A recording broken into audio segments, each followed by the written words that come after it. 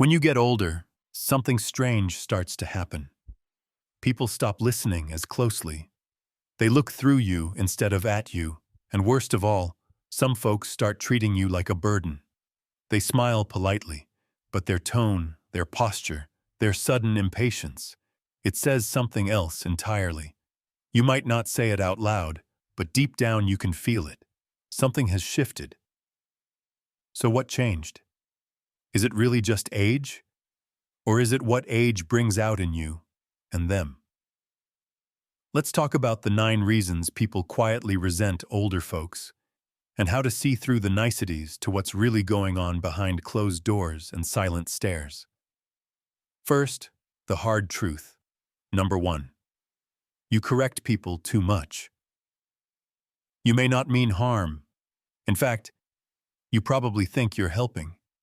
But when you constantly correct younger people about their grammar, their cooking, their driving, or the way they fold laundry, it doesn't come across as wisdom. It feels like criticism. Worse, it feels like control.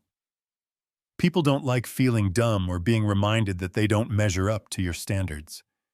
And when that becomes a pattern, they start pulling away. Not because they dislike you, but because they dread the feeling they get around you.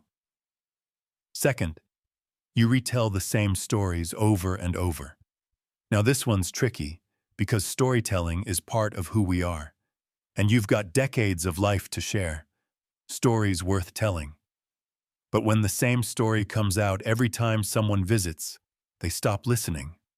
They nod, they smile, but mentally, they're gone. It's not about the story itself. It's about whether you see the person in front of you. Do you notice they've heard it? Do you ask what they've been up to? Or are you locked in your own loop, chasing the comfort of familiar memories instead of building new moments together? The third reason might sting. Some people feel like you've stopped growing. Now that's unfair, isn't it? You've lived through more changes than most young folks can even imagine. Wars, recessions, technological revolutions. You adapted plenty. But the truth is, some older people get stuck in opinions, in routines, in bitterness. And when younger generations hear "back in my day" for the 5th time in 1 hour, it tells them you're not interested in where the world's headed, only where it's been. People love those who grow, who listen, who evolve. And when that energy fades, the room goes cold. Number 4. Some people secretly hate how negative you've become. Let's be honest. Aging isn't all roses. Your body changes. People pass away. The world moves on without asking. But when all you talk about is what's wrong, your back, your neighbors, the government, the prices, the kids today, it wears people down. Nobody wants to be around a dark cloud, even if that cloud has every reason to storm. Positivity doesn't mean ignoring pain. It means choosing what you feed. And if all you feed is anger, frustration, and fear, people will avoid you to protect their peace. Now here's number 5. You make everything about you. This one creeps in slowly. Maybe it's loneliness. Maybe it's frustration. But at some point, every conversation turns into a monologue. Someone says they're tired, and suddenly you're talking about your bad knees. Someone says they're excited about a trip, and you remind them of your missed chances. Little by little, people feel invisible, like their lives only exist as stepping stones to your own story. And they start showing up less because they feel unseen, even when you're the one doing all the talking. Reason 6 is subtle but powerful. People hate being guilt-tripped. You don't say it outright, but the sigh when they cancel a visit. The way you say, "Well, I guess I'll just sit here alone again." That quiet, loaded sadness. It sticks with people, and not in a good way. It makes them dread talking to you, because they know no matter what they say, they'll end up feeling bad. Guilt is a heavy chain. It doesn't build closeness. It builds resentment. And eventually, silence. 7 is a hard pill to swallow. You demand respect, but don't always give it. Respect should go both ways, but some older folks fall into a trap. They think age alone means they should never be questioned, never challenged, never told no. They forget that younger people are adults too, with their own lives, ideas, and boundaries. You might say, kids these days don't respect their elders, but ask yourself, have you respected them as people, or only as extensions of your own needs? Now, reason 8. You complain about being lonely, but push people away. You say no to invitations. You avoid trying new things. You turn down help, then later say no one cares. It's not intentional, but it creates confusion. People don't know how to show up for you. They offer but get rejected, so they stop offering. Then you feel forgotten, and the cycle keeps turning. Loneliness is real. But sometimes, it's built out of walls we put up ourselves, even when we crave connection the most. And finally, number 9. You talk more about the past than the future. That sounds poetic, right? But what it really means is this. People feel like you've given up. When your energy says, "My best years are behind me," people stop seeing you as part of what's ahead. They start speaking around you, not with you. They stop sharing dreams or plans because they assume you won't relate. You don't have to hike a mountain or launch a business. But dreaming, planning, hoping, that energy matters. It tells people you're still in the story, not just watching it from the sidelines. So let's pause right there. We've named the pain. We've exposed the quiet reasons that sit behind awkward silences and fading visits. But this isn't about blame. It's about power. Because if you can see it, you can change it. And in part 2, we'll break down how to rebuild connection, how to shift perception, and how to become someone people want to be around, not out of duty, but out of joy. You've heard the 9 reasons people secretly pull away from you as you grow older. Some hurt. Some were already on your mind. But now you're ready to do something about it. Not to win people over with fake charm or pretend to be someone you're not. You're here because you still care. You still want to connect. And that starts by flipping each of those 9 problems into quiet superpowers. Let's start with a simple truth. The older you get, the more power you have to either push people away or draw them closer. And it begins with the first habit, correcting others. There's a fine line between sharing wisdom and sounding like a know-it-all. Instead of saying, "Well, that's not how you do it," try, "Want to know a trick I used to do?" That small change turns correction into conversation. It invites someone in rather than putting them on the defense. People are much more likely to listen to you if they don't feel like you're trying to make them feel small. Second, let's talk about storytelling. Your stories matter. They're a window into history. But here's the twist. If someone's heard a story before, say it with a wink. "Stop me if you've heard this one," or "I know I told you this, but it still cracks me up." It shows you're aware and considerate. Better yet, ask others to share a memory of their own. Give and take. People love a storyteller, but they love it more when they get to step into the spotlight too. The third reason was about appearing stuck. Nobody wants to feel like they're stuck in time. So show people you're still growing.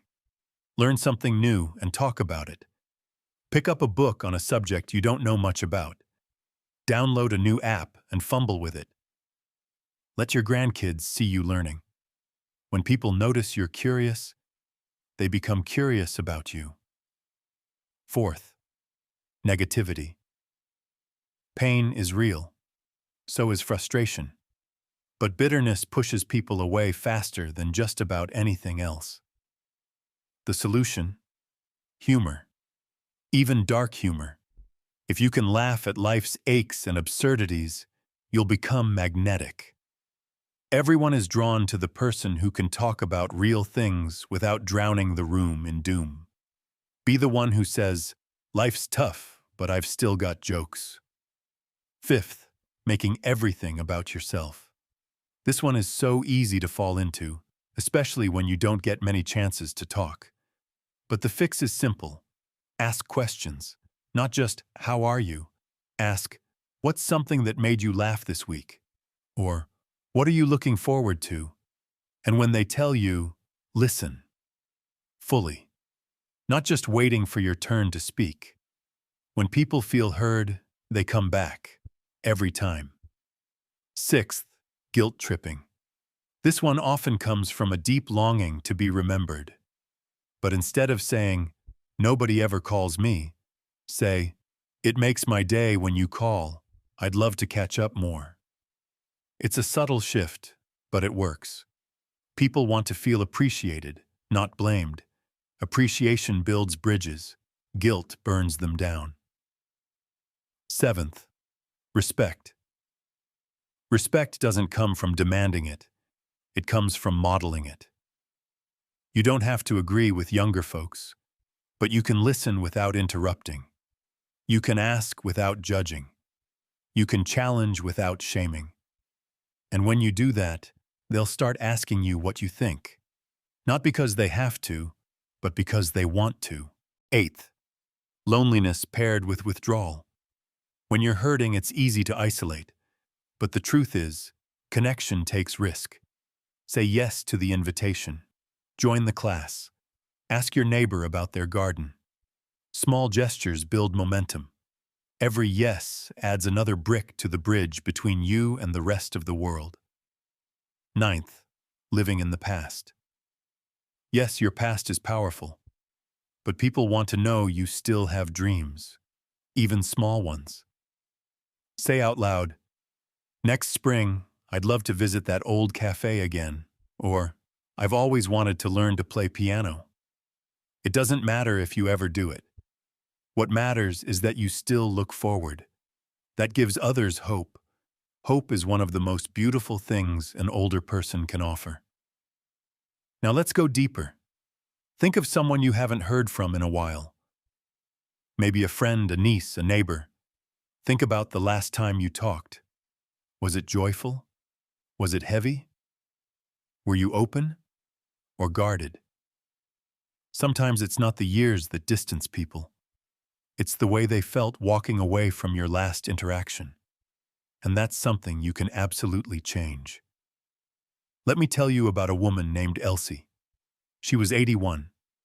Her knees were shot, her eyesight was fading, and her family rarely visited. She used to sit in her chair by the window, watching the mail truck like it was the most exciting part of the day. For a while, she became bitter. She stopped answering calls. She said things like, "They'll miss me when I'm gone." Then one day, a neighbor dropped off banana bread. Elsie could have just said thank you, but instead, she asked the woman to stay for tea. They talked for 2 hours. Elsie didn't complain. She asked questions, listened, laughed. That neighbor came back 2 days later, with her kids. And suddenly, Elsie's kitchen started smelling like coffee and conversation again. It wasn't luck. It wasn't magic. It was intention. Elsie changed her energy, and people felt it.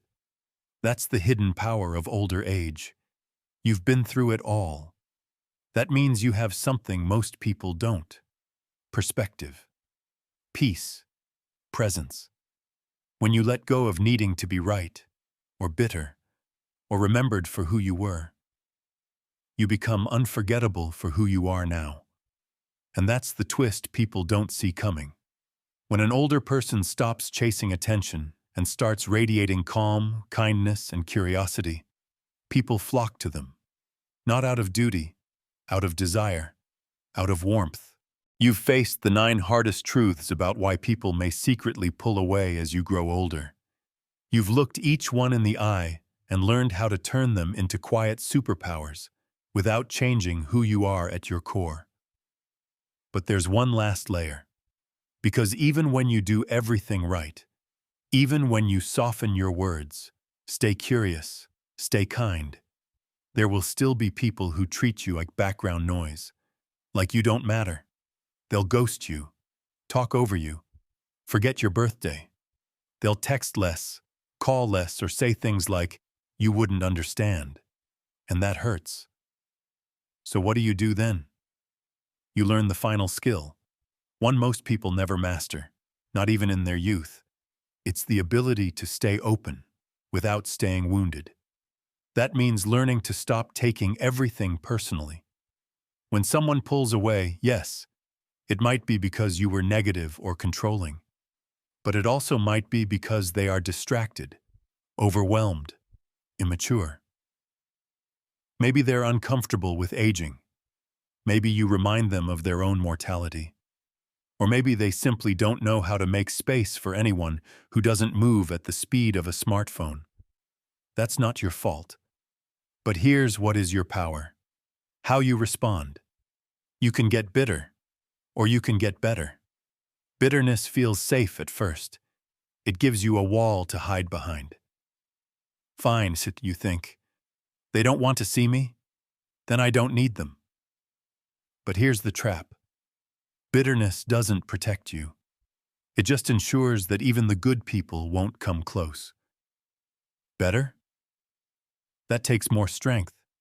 It means keeping the door open, but not wide enough for disrespect.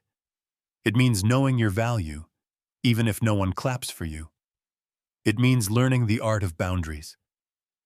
Let's talk about those. Because a lot of older folks confuse boundaries with isolation. A boundary is not, "Don't come near me." A boundary is, "Here's how I deserve to be treated, and if you can't meet me there, I'll love you from over here." If your adult child only calls avouals when they want something, you can say, "I love you, and I'm here for real connection, not just favors." If someone cuts you off in conversations, you can say, "I'd love to share too, if you have the space." And if someone mocks you, shames you, or dismisses your opinions because of your age, you don't have to argue. You don't have to explode. You calmly, clearly remove your energy from people who won't handle it with care. That's not weakness. That's wisdom. Now let's flip the lens again. Because while we've talked about what you can do differently, there's also something beautiful that happens when you simply lean into who you already are. You've lived. You've survived. You've cried behind bathroom doors no one saw. You've given, sacrificed, hoped, and kept going when the world was cold. That story matters, and you don't need 100 people to clap for it. You just need a few real connections who see you as you are and feel lucky to know you. To attract those people, you don't need to be the loudest, the funniest, or the fittest. You just need 3 things. First, warmth. People forget words. They forget advice, but they never forget how you made them feel. If someone leaves your presence feeling calmer, stronger, more hopeful, they'll come back, always. Second, presence. Not just sitting in the room, being in the room. Put the phone down. Look into their eyes. Ask questions. Laugh. Touch their hand when they tell you something hard. So many people go through life never feeling truly seen. Be the one who sees them. That's power. Third, peace. That doesn't mean you're never angry. It means you carry a quiet steadiness. You've stopped chasing approval. You don't need to dominate conversations. You just show up with your whole heart, and you let go of the outcome. That peace, people crave it, especially in a noisy, distracted world. And when you combine warmth, presence, and peace, you become unforgettable. Not just to friends and family, but to strangers too. The nurse who takes your blood pressure will remember you as the one who asked her how she's doing. The cashier at the store will remember the way you smiled instead of sighed when things took too long. The child at the bus stop will remember that you tied their shoe when no one else looked down. And all those tiny moments add up. Not in fame, not in followers, but in legacy. So if you ever feel like you're too old to matter, remember this. You are someone's memory in the making, and you get to choose what kind. Will you be remembered as the one who scolded, or the one who listened? The one who sighed with bitterness, or the one who offered comfort? The one who shut down, or the one who stayed curious? Growing older is a gift not everyone gets. You've made it this far, so don't waste these years trying to hold on to what's gone. Use them to show the world what wisdom really looks like. Soft, kind, real. You don't need to be perfect. You just need to be someone worth coming home to. And if you're still here, still watching, still listening, thank you. Thank you for being the kind of person who's willing to change. Thank you for caring enough to look in the mirror. Thank you for still showing up. Because that alone makes you rare. And if this spoke to your heart, go ahead and subscribe. Not just to the channel, but to the idea that life, even now, even here, still has so much beauty left to offer. And if you want to leave a mark, start by leaving a comment. Tell me your city. Tell me your story. Tell me one thing you've learned from growing older. Let's prove to the world that with age doesn't come bitterness, it comes brilliance.